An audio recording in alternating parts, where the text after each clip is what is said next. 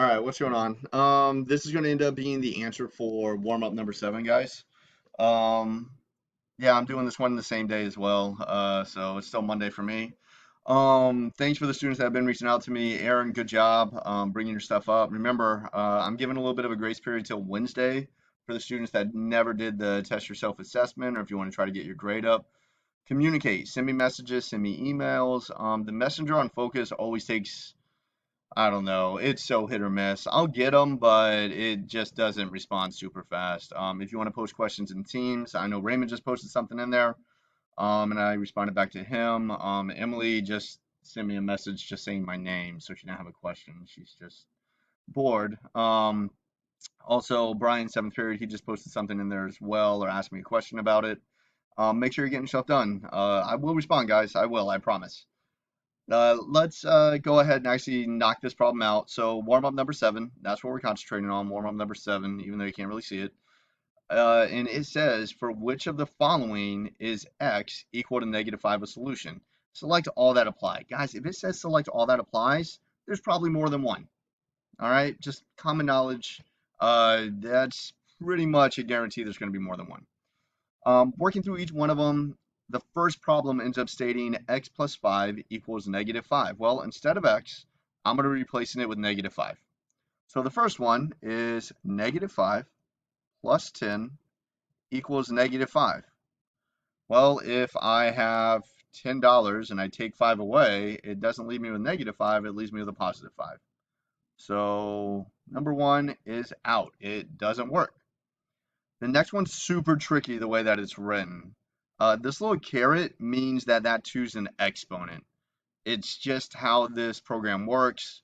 So if I was to replace x with a -5, this is the hardest one, I would write a negative because there's a negative in front of the x. Then I would throw it in parentheses because I have another -5 because I'm replacing the x with a -5. It's squared. I know that little caret, that means it's raised to the second power, plus 50 equals 25. All right. What you have to end up doing first is the square. So -5 times -5 equals a positive 25. I would bring down a positive 25, but this negative is coming with me. That negative is coming along. And it's plus 50 equals 25. Well, if I have $50, I take $25 away, I'm left with a positive 25. This will be one of my answers. All right. Moving on to the next one, I'm just going to replace x with -5 again. So it is a -5 is less than 0. Well, is 0 bigger than -5?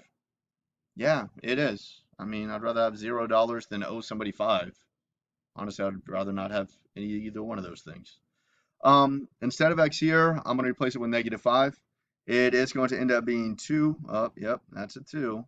2 times -5 is less than 10. Well, I would do 2 times -5, and 2 times -5 is going to end up being -10. And is -10 less than positive 10? It is. It's a true statement. So I actually have 3 answers because that's how you make an X. I do have 3 answers here. It's going to be the last 3. If you got all 3 of those right on the warm-up this morning or yesterday, great job. Good work. Proud of you guys.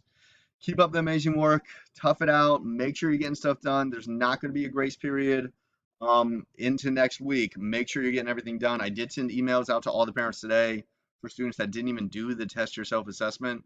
If you just do the warm-ups and nothing else, you have a 10% F. If you look at your grade and you have a 10% F, reach out to me. I'm here to help. I'll do the best I can. I know it's virtual, digital, online. Hopefully you guys are having a good day. Weather's been pretty nice, so go outside and do something. All right. Later, guys.